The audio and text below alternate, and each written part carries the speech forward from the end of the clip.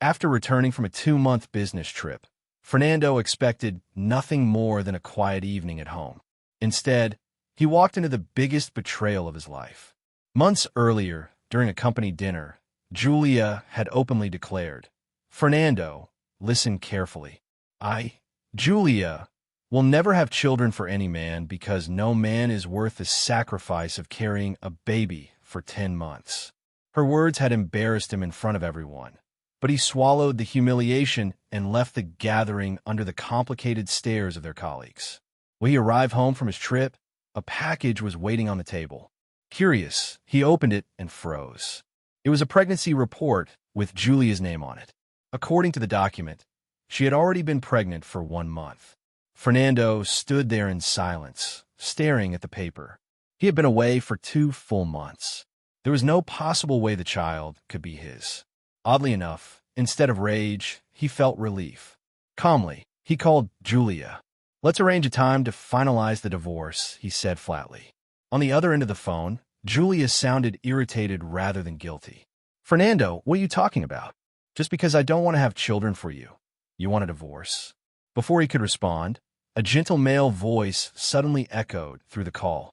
"Julia, look at these tiny socks. Shouldn't we buy them for our baby?" It was Miguel, Julia's childhood friend. The line disconnected immediately. Fernando slowly lowered the phone and looked around the luxurious villa he had called home for 7 years. He had purchased the house in full before the marriage, but now every corner of it felt contaminated.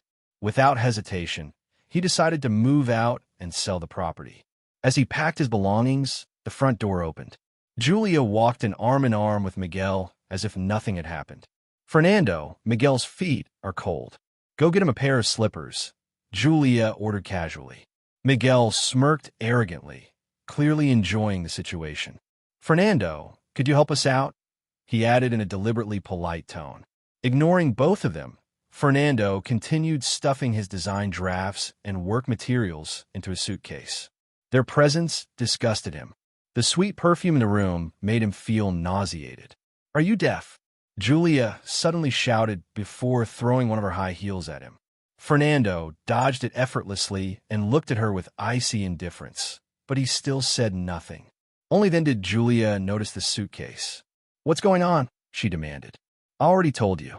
Divorce," Fernando replied calmly.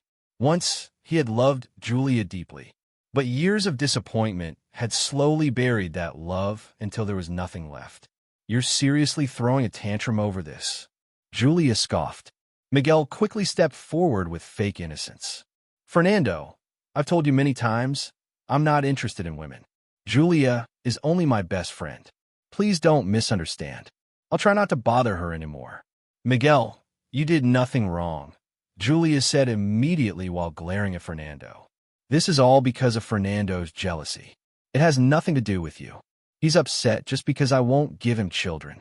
Then she turned toward Fernando with obvious disgust. "If I had known you'd react like this, I would never have married you." "It's not too late to leave," Fernando answered coldly as he zipped up his suitcase. "I'm putting the villa up for sale. You should start packing too." "You're selling our house?" Julia screamed. She grabbed his arm aggressively, trying to stop him. "Fernando, I'm only refusing to have children. Is that really enough reason for divorce? We agreed you wouldn't pressure me about kids." "You brought it up publicly today," he replied. "I was just expressing my opinion."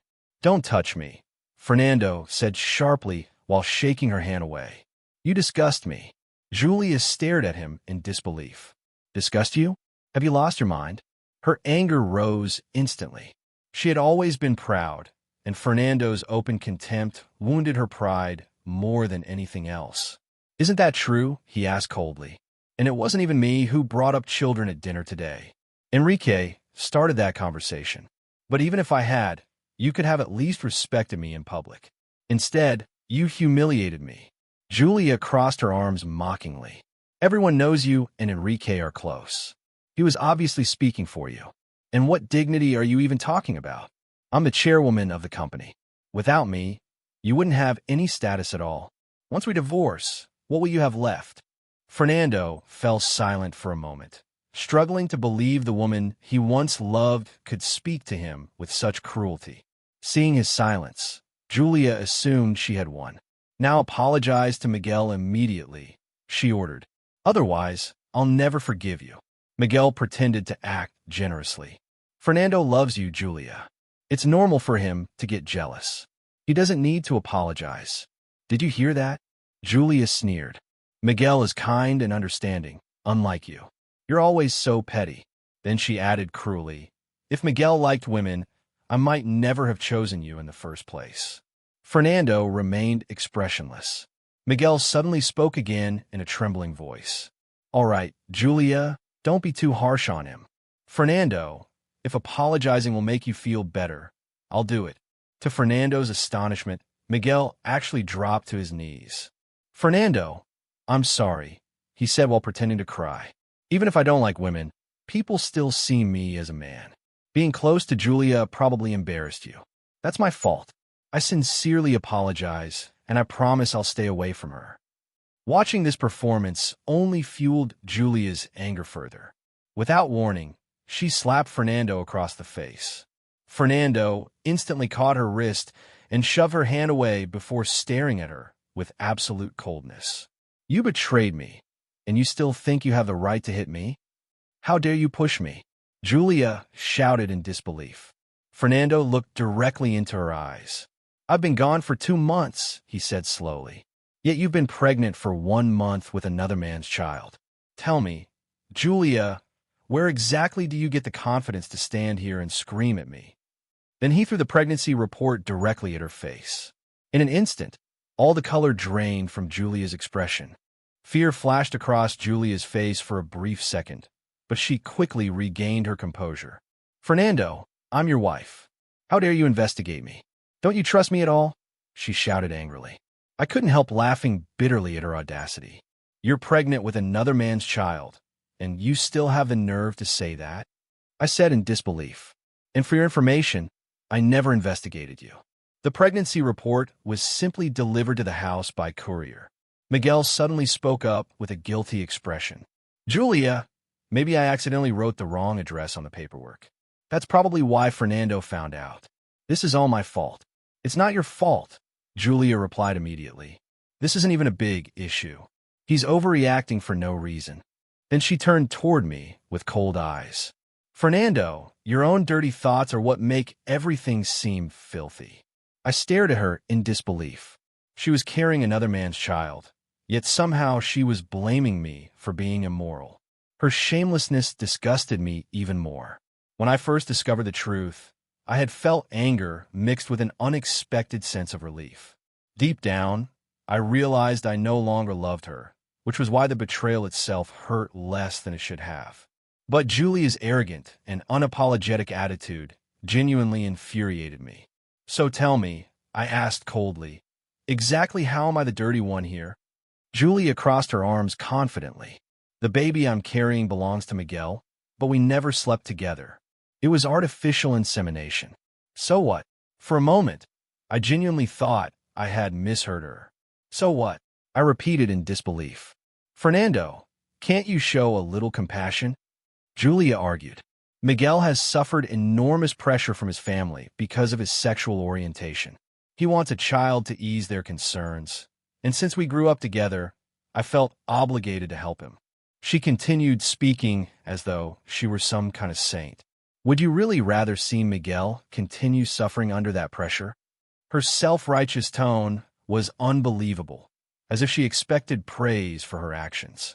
I laughed bitterly at the absurdity of the situation. Julia, we've been married for years, and you wouldn't even consider having a child with me. Just today, you publicly declared that no man was worth 10 months of pregnancy. Yet now you're willingly carrying another man's child. Where exactly is your sense of dignity? Julia glared at me with annoyance. So that you're still upset because I refuse to have your child? Fernando, you're unbelievably petty. Honestly, I'm disappointed in you. That's enough, I interrupted coldly. I have no interest in arguing with your ridiculous logic anymore. I waved my hand dismissively. I'll have the divorce papers prepared. In the meantime, you should pack your things and move out. I turned toward the door, but Miguel suddenly cried out anxiously. Julia, if you two divorce, our baby will grow up in a broken home. It was obvious what he wanted. He hoped Julia would take the opportunity to announce that she planned to marry him, solving the problem of raising the child alone. Instead, Julia grabbed my arm tightly and stared at me with disgust. "Fernando, stop acting childish. You heard him. If we divorce, this child will grow up without both parents. You can't be that heartless." I looked at her in disbelief. "So what exactly are you suggesting?" I asked slowly. "You expect me to stay married to you and raise your child together with Miguel?" At that moment, I truly wondered whether she had completely lost her mind. Miguel quickly stepped in again.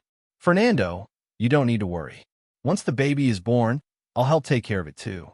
Then all four of us can live together happily like one big family."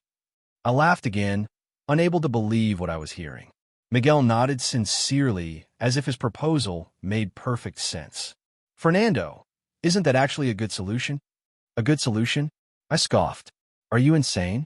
Julia may have no common sense, but do you honestly think I'm an idiot too?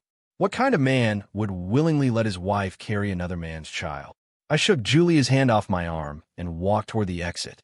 "Fernando, that's incredibly rude. How can you say something like that?" Julia shouted while rushing after me. I stopped at the doorway and looked at her coldly. "Julia, we're adults. Let's at least handle this divorce with some dignity." Then I turned toward Miguel.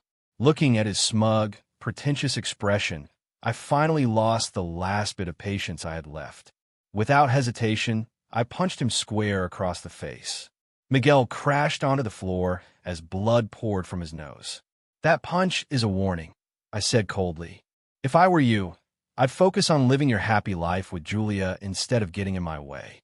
As I turned to leave again, Julia screamed furiously behind me. "Fernando, have you lost your mind? How dare you hit him? And who are you calling trash? I'm still your wife." She lunged toward me in anger, but this time I slapped her hard across the face. The force sent her stumbling onto the floor. "Listen carefully, Julia," I said icily. "When I loved you, there were many things I tolerated.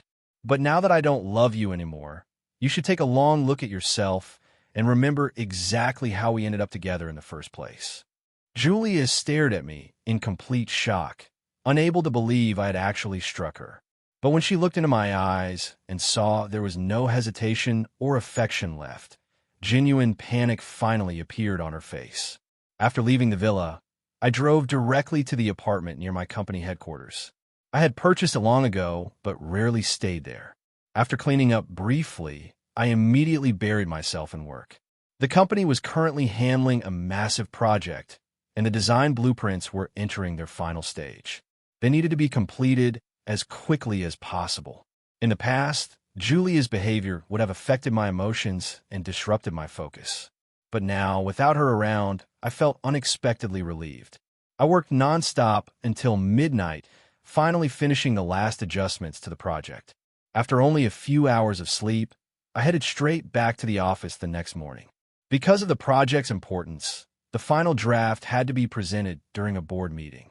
While I was discussing technical details with the board members inside the conference room, the doors suddenly burst open. Julia stormed inside alongside Miguel and more than a dozen security guards. Miguel was no longer dressed in his usual soft and feminine style. Instead, Miguel pointed at me arrogantly, ordering me to leave as though I were some stray dog being chased away. The absurdity of the moment almost made me laugh out loud. The conference room, which had been completely silent moments earlier, suddenly filled with confused whispers and uneasy glances. The board members, people who had worked alongside me for years and understood exactly how much I had contributed to the company, looked visibly shocked by the ridiculous scene unfolding before them. I inhaled deeply, forcing myself to stay calm. Looking directly at Miguel and his smug expression, I spoke in a steady voice. "Miguel, I don't know who convinced you that you have authority here, but this company belongs to me. There is absolutely nothing you can do to remove me." For a brief second, his confidence faltered. He blinked several times, clearly unsettled by my composure. Before he could reply, I continued coldly. "And one more thing. Bursting into a private executive meeting with a group of security guards isn't just unprofessional, it's illegal. I'll enjoy taking legal action against you for trespassing and public intimidation. Miguel's face immediately flushed red with anger, though he still tried to act confident. Fernando, stop being ridiculous, he snapped. Julia transferred her shares to me. We own this company now, and from this moment on, I'm the one in charge. That was when I finally looked at Julia. She stood behind him with her arms crossed, wearing the same arrogant expression she always used whenever she believed she had the upper hand. Did you really think I wouldn't prepare for this, Fernando? She asked smugly. While you spend your days buried in work, I was making sure everything would eventually fall under my control. And now you're finished. For a moment, I simply stared at her. The woman I had once shared my entire life with was now standing beside another man, actively trying to steal everything I had built from nothing. Surprisingly, instead of anger, I felt amusement. A cold smile spread across my face. You two honestly think you caught me unprepared? I asked quietly. I pulled out my phone and opened my gallery. First of all, Julia, there's something you seem to have forgotten. The transfer of those shares was completely illegal. Our marriage agreement clearly states that shared assets cannot be transferred without my approval. And unless my memory is failing me, you never asked for my consent. For the first time, Julia's confident expression cracked. Her face stiffened briefly before she forced herself to recover. That doesn't matter, she argued quickly. I can prove you were an unreliable husband. Do you really think people will believe you over me? Without responding immediately, I connected my phone to the conference room projector. Then I pressed play. A video recording appeared on the screen. It was footage captured days earlier through a hidden recording device I had installed inside the villa before moving out. The room instantly fell silent. In the recording, Julia and Miguel openly discussed their plans, deceiving the company, illegally transferring shares, and ultimately pushing me out completely. As the audio played through the room, Julia's face turned pale with panic. Miguel, meanwhile, started sweating visibly. This doesn't prove anything, he stammered nervously. You can't use private recordings against us. Oh, but I absolutely can, I replied calmly. Especially when those recordings contain evidence of fraud and conspiracy. I looked directly at them.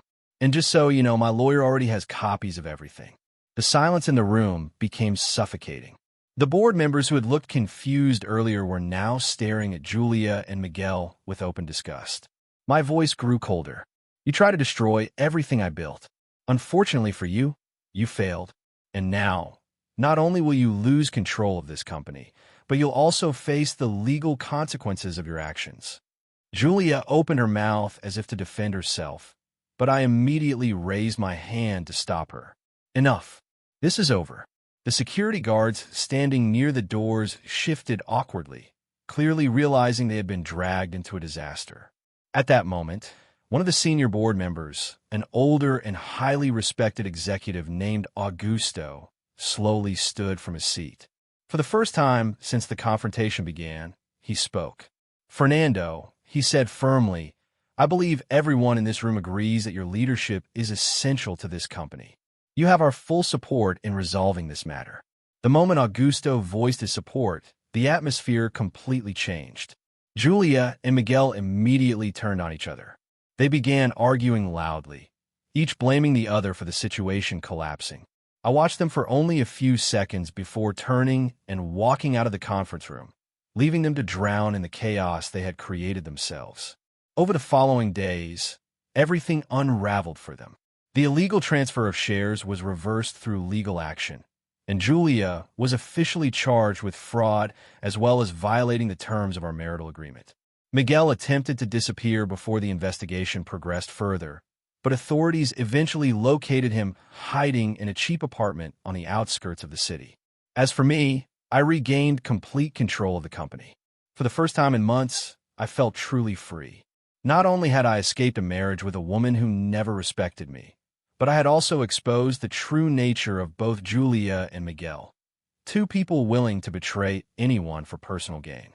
Now, when I look back on everything that happened, I feel no regret. Julia and Miguel ultimately destroyed themselves through their own greed and arrogance, while I rebuilt my life stronger, wiser, and far more determined than before. Most importantly, I proved one thing clearly. No one betrays me without facing the consequences. The silence inside the conference room remained heavy, interrupted only by Miguel's commanding voice. "Fernando, you're fired. Leave immediately." He pointed toward the door as though dismissing a worthless servant, while Julia stood beside him wearing that same smug smile, the smile of someone convinced victory was already hers. I took a slow breath. My first instinct had been to explode with anger, but I knew losing control would only entertain them. Instead, I straightened my posture and calmly looked around the room. The board members were visibly uncomfortable. Some frowned deeply, while others exchanged uneasy whispers among themselves. It was obvious that Julia and Miguel believed they completely controlled the situation. "With all due respect, Julia," I began calmly, shifting my gaze between her and Miguel, "I understand that the two of you are trying to humiliate me publicly." I paused deliberately, allowing the tension in the room to build. "But before I leave, I believe I at least deserve the opportunity to defend myself and clarify a few important facts." Julia rolled her eyes dramatically. "Fernando, please," she scoffed. "You're not important enough to require an explanation." "Am I not?" I replied with a cold smile. "Maybe not to you, but to this company, to the years of work and dedication I've invested here. I think my contributions speak for themselves. More importantly, I believe the board deserves to understand why the two of you are turning a personal matter into a professional attack." That immediately captured everyone's attention. One of the board members, Mr. Augusto, a man known for remaining neutral in nearly every situation, slowly raised his hand. "Julia," he said seriously, "I believe Fernando has the right to explain himself, especially considering the possible consequences this decision may have for the company." Julia exhaled sharply, visibly annoyed. "Fine," she snapped. "If everyone wants to waste time listening to him, then let him speak." Ignoring her hostility, I continued calmly. "For years, I've dedicated myself entirely to this company. As many of you know, I've played a major role in the success and development of several important projects. Throughout all that time, I never allowed personal matters to interfere with my professional responsibilities." I paused briefly before looking directly at Julia and Miguel. Unfortunately, the same cannot be said for them. Miguel immediately attempted to interrupt, but I continued speaking before he could. "What is happening here today has absolutely nothing to do with my professional conduct or work performance. This attempt to remove me is purely personal retaliation." The room grew quieter. "Julia is my wife," I continued coldly. "Or at least she was until I discovered she was pregnant with another man's child while I was away on a business trip. And that man is Miguel." As I said his name, I looked directly into his eyes. Instantly, murmurs spread throughout the room.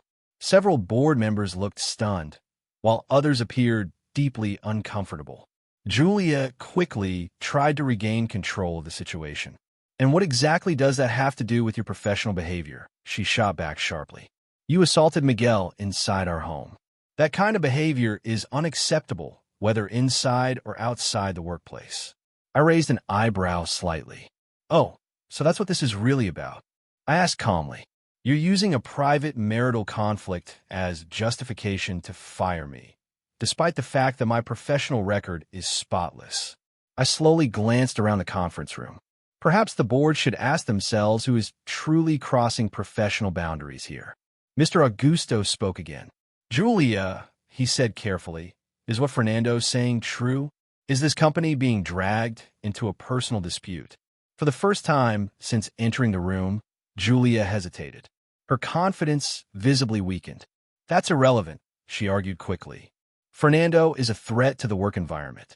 Besides, Miguel is already preparing a lawsuit against him for homophobia because of the assault."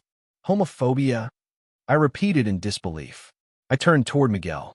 "If you're going to sue me, at least tell the truth.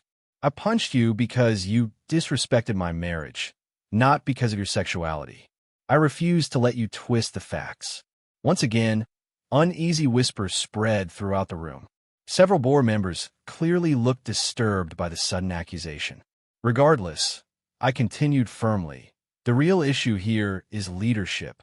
Julia, as president of this company, you're allowing your personal problems to interfere with corporate decisions. That isn't just unethical, it's dangerous. Mr. Augusto nodded slowly before speaking again.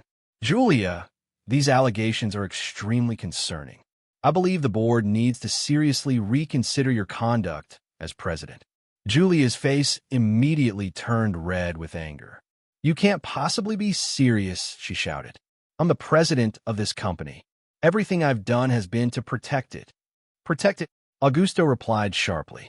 You barged into a board meeting with security guards and attempted to dismiss a respected executive because of a personal conflict. Does that honestly sound like protection to you? The room fell silent again. Then the board moved quickly. After a brief internal discussion, the majority voted to remove Julia from her position as company president for the sake of protecting the organization's stability and reputation. Furious, Julia stormed out of the conference room while dragging Miguel behind her. Miguel, meanwhile, couldn't stop glaring at me with hatred as they left. In the days that followed, Miguel officially filed his lawsuit accusing me of homophobia. However, with the evidence I had collected, news of his defeat quickly spread both inside and outside the company. Meanwhile, Julia's removal created a major leadership vacancy. After weeks of scandals and instability, the company desperately needed someone capable of restoring order and rebuilding confidence. The board members, fully aware of my years of contributions and the professionalism I had maintained throughout the entire crisis, began privately discussing a long-term solution. Everything changed during an extraordinary board meeting held several weeks later. Mr. Augusto, who had supported me from the very beginning, stood and addressed the room. Ladies and gentlemen, he began, there is no denying that Fernando has demonstrated integrity, professionalism, and unwavering commitment to this company, even while facing deeply unfair personal attacks brought directly into the workplace. He paused briefly before continuing. For that reason, I would like to formally propose Fernando as the next president of this company. Immediately, several board members nodded in agreement. Others openly praised the major projects I had successfully managed over the years and commended the calm, professional way I had handled every challenge despite the pressure and public humiliation. When the vote was finally held, the decision was unanimous. Every single board member supported my appointment.